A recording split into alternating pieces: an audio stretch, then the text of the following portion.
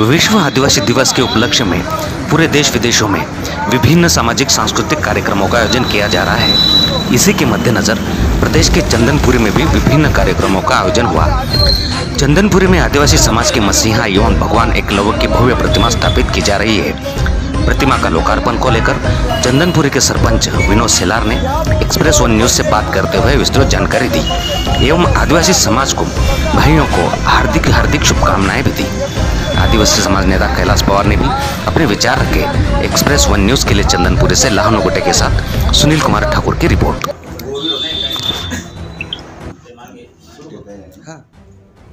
9 August जागतिक आदिवासी क्रांती दिनानिमित्त सर्व आदिवासी बांधवांना हार्दिक शुभेच्छा।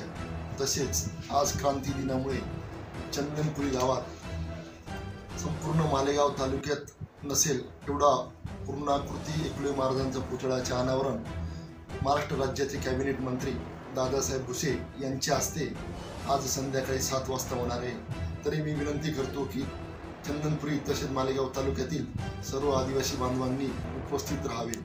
हा कार्यक्रम एक आगळावेगळा कार्यक्रम असून त्याचं नियोजन फार व्यवस्थितपणे करण्यात आलेले आहे। तरी या सोहळ्याचे सर्व साक्षीदार व्हावे अशी चंदनपुरी गावाच्या वतीने मी सरपंच या नात्याने विनंती करते।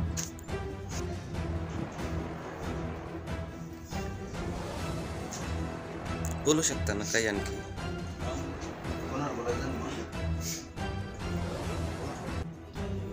पवार साहेब, जागतिक आदिवासी दिनानिमित्त आज आमच्या गावी म्हणजे चंदनपुरी गावातील आमचे प्रथम नागरिक श्रीमान विनोददादा सेलार सरपंच साहेब यांच्या पुढाकाराने यांच्या सहकार्याने चंदनपुरी गावात एकलव्य भगवानची मूर्ती जे आज आम्हाला आदिवासी समाजाला गर्वाची बाब आहे। असा सरपंच प्रत्येक गावात मिळाला पाहिजे, कारण सरपंचाच्या पाठीमागे जी बॉडी आहे, जे सदस्य आहे, यांच्या सर्वांचा सहकार्याने आणि हा काम जवळजवळ 10-15 वर्षापासून थांबलेला होता, परंतु आज रोजी आमच्या सरपंच साहेबांच्या नेतृत्वाखाली हा कार्यक्रम आगळावेगळा होणार आहे आणि भगवान एकलव्यची मूर्ती स्थापना होणार आहे सायंकाळी 6 वाजेला। तरी सर्व आदिवासी समाज बांधवांनी व माझ्या चंदनपुरी गावातील सर्व समाज बांधव व माझे हितचिंतकांनी इथं उपस्थित राहून या कार्यक्रमाची शोभा वाढावी एवढंच बोलतो। जय आदिवासी, जोहार, जिंदाबाद।